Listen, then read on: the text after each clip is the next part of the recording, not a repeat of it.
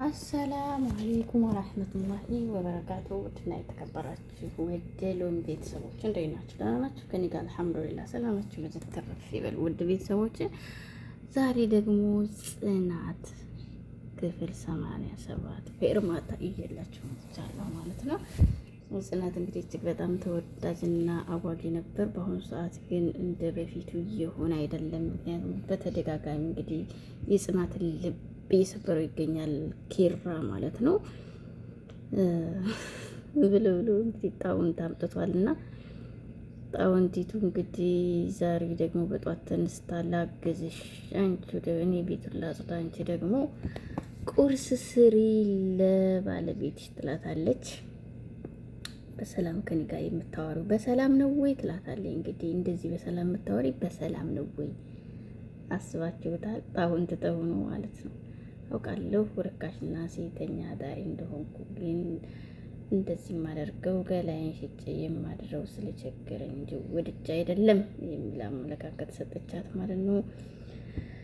እዚህ ጋር ደግሞ ናሆሚ የፍቅር ሰው ፏ ብትን እያለ ለሚስት እኮ ያለው ይለያል በጣም ከሚባለው በላይ ማለት ነው። ገራሚ ነው። ስለዚህ ናሆሚ እንግዲህ በጣም ጨንቋታል። የፍቅር ሰው አይደለች። ተይ አትጨናነቂ፣ ዝም ብሎ ነው ምንም ነገር የለም እያላት ነው። ጎረቤት ታሞ ነው፣ በጣም ከባድ ነውና እሱ የሚያወራውን ሁሉ ለእሷ ለመውራት ይፈራል። የማውቀውን ሰው አላውቅም ብያት ለማስታወስ ነው ይላል። እንግዲህ ናሆሚ ከአንቺ ልደብቅ አልፈልግም ምንም ነገር የኔ እናት ወድሻለሁ፣ ፈቅሻለሁ ይላታል። ናሆሚ የፍቅር ሰው እኮ ነው። ለፍቅር ሲል እንግዲህ የማያደርገው የለም።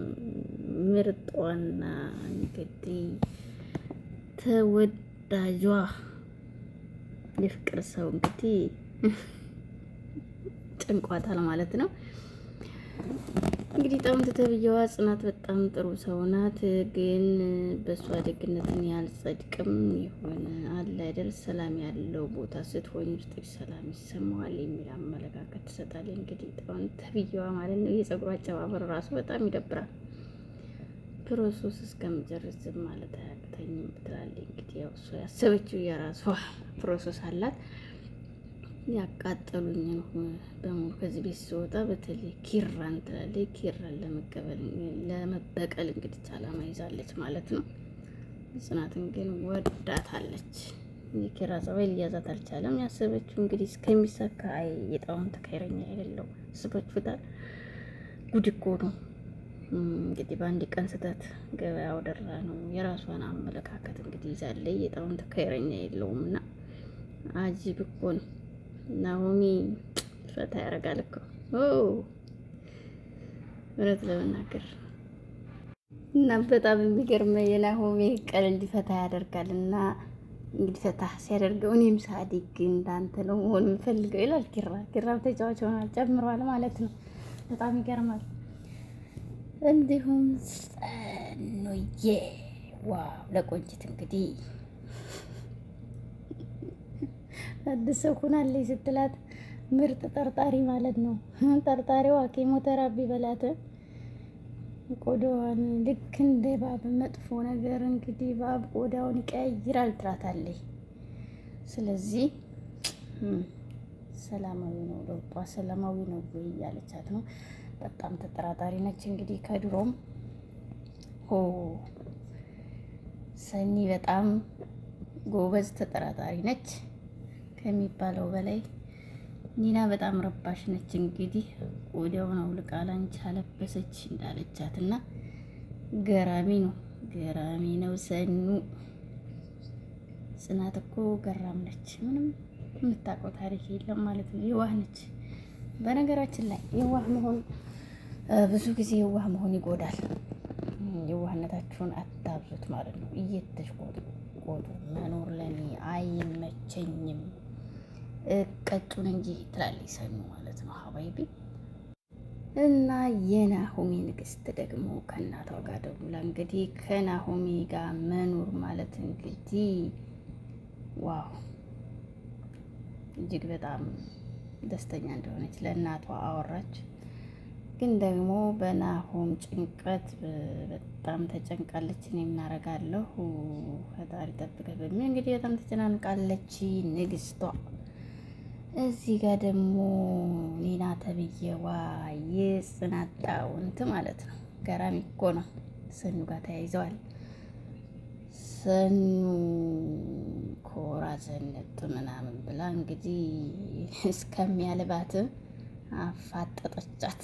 አየር ልውሰድ ብዬ አላለችም ወይ? ሰኑ ጀግና እኮ ነች። እስካለባበስሽ ማለት ነው። ምርጧ የአራዳ ልጅ ነች በጣም ማለት ነው። በውሃ ቀጠነ መጣላት አልፈልግም ባክሽን፣ ያሁን ነገር አልፈልግም። ጥፋቴን አምኛለሁ። በጣም ይቅርታ ከልቤ ብላ እንግዲህ በጣም ይቅርታዋን አቀርባለች። ለመቀየር ወስኝ ነው አለቻት። ግን በጣም በሚገርም ሁኔታ ሰኑ ተጠራጣሪ ነች። ሞኙ ሰው አማኙ ሰው አማኙ ሰው አማኙ እንደሚለው ማለት ነው። እና ኒና ደግሞ በጣም እንግዲህ ገራሚ ለውጥ አምጥታለች። በጣም በጥሹ ከመምጣትሽ እንግዲህ እንድትጸጸት አድርጋ ወይ አንቺ ውጪ ወይም እኔ ልውጣ ስትላት ከጉድጓድ ውስጥ እንዳትወጪ እኔ ልውጣልሽ ብላ እንግዲህ አይጥ ብላ ሄደች። እስተኽፈርላት ከእውነትም አይጥ ማለት ነው። ኒና ድሮ እንጋደል ነበር ያን ጸባይ እንግዲህ በሰኒ በጣም አዝና ኒና ተብዬዋ እንግዲህ ራሷን ረስታ ማለት ነው። ጭራቅ ነበረች። ሰኒ ደግሞ ጭራቅ ስትሆንባት ተናዳለች። ኪራ ስልክ ሄሎ እያለ ነው። ሰላም ሰላም ኪራ ነኝ ያለ እንግዲህ ማን ልበል ማን እንደሆነ እንግዲህ ማለት በጣም ገራሚ ነው። ኪራ አልገባኝም። በሰላም ነው ወይ? ምን ሰላም አለ? ምን ሰላም አለ? አልገባኝም። አታውቁ እኮ አይደውልም። ገራሚ ነው። ለጥብቅ ጉዳይ በሚል በጣም እንትን አለ። ለማንኛውም መቼ ቀጠሮ ተያዘ። ከቀጠሮ በኋላ እንግዲህ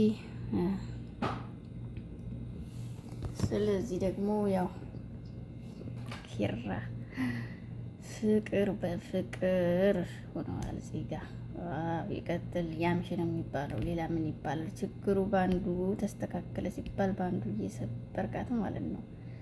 ኪራ አበሳጭተህናል። ነውር ነው።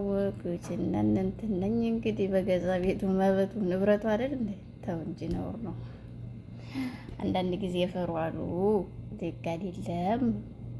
እና ለማንኛውም ኪራ ጨዋታውን ጨምሯል።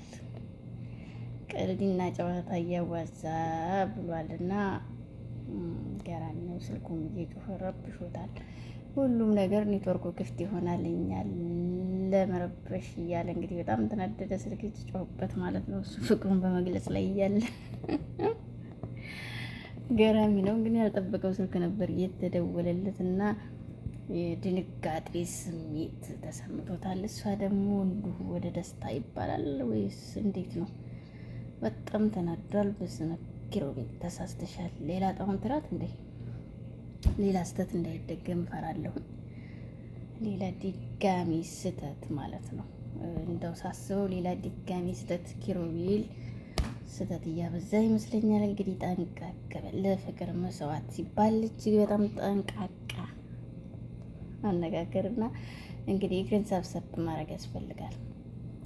እግርን ከአቅም በላይ ከዘረጉት ለመሰብሰብ ዳ ነው ይባላል እና አንዳንድ ጊዜ በአጠገባችን ያሉ እባቦች ሳይታወቁ ነው እንግዲህ ቆዳቸውን የሚቀይሩትና መጠንቀቅ ጥሩ ነው እላችኋለሁ። እዚህ ጋር ለጊዜው እንግዲህ የናሆሚ ከንግስቱ ጋር ያለው ፍቅር ከቤተሰቦቹ ልጅ መፈለግ አንጻር ደግሞ ያለው ጭንቀት ከእሷ ህመም እንግዲህ ኪሩዬ ደግሞ ከጽኑ ጋር ፍቅር እያለው በሌላ ስህተት ከጎን ይጠመዳል።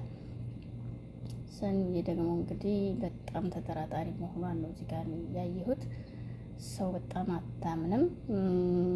ግን ያው ባይበዛ ጥሩ ነው እንጂና ደግፍሻለሁ ሰኑ ማለት ነው ምርጧ።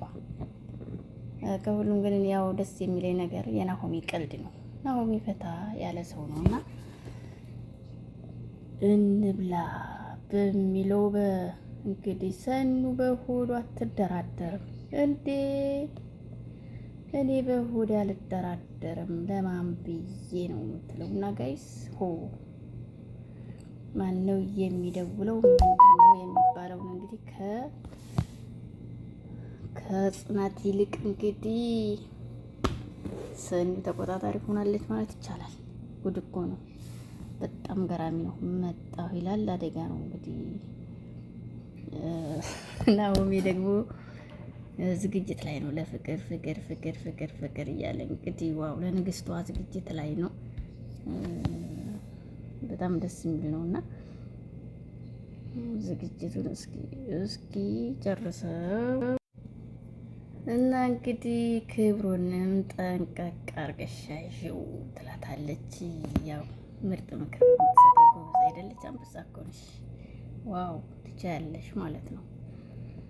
ጽኑዬ እንግዲህ ደግሞ ይቺ ጨበርጋ ኒና የምትባለው አበድ ብላ እንግዲህ የማትበላው የለም እንግዲህ ስኳሩን ነገር ወድጄ መስሎሽ እያለ እንግዲህ ትልሳለች።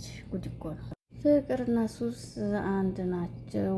ሳናስበው ገብተን መውጫው ይከብድናል፣ ሰራችንን ያበላናል።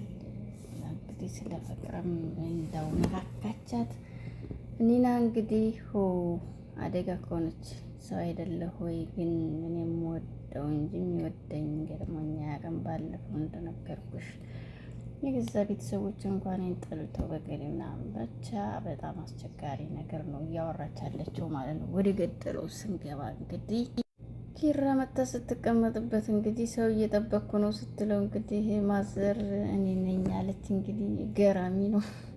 ማዘር መጥተው እንግዲህ ጉድ ያረጉት፣ ጉድ ፈልቷል። እንግዲህ የኪራ የአፍቃሪው እናት ናቸው የመጡት። ልጄ አብዳለች እና ልጄን ታድርግልኝ ሕክምና ስወስዳት እንግዲህ እሱ ጋር ብቻ አገናኛት የሚል አስተያየት ነው የተሰጠኝ። አንተ ጥላትም ለእኔ ልጄ ናትና በእናትህ አጠባች ምናምን የማይባል ነገር የለም። ለማንኛውም እዚህ ጋር ጋይስ አንዳንድ ጊዜ በፍቅር ላይ ብዙ ፈተናዎች ይፈጠራሉ። ፈተናውን ለመጓዝ ግን በደንብ አድርጎ መሄድ ይጠበቅብናል። ከተመቻችሁ ላይክ፣ ሼር፣ ሰብስክራይብ በማድረግ ሎሚን አበረታቱ። አሰላሙ አለይኩም።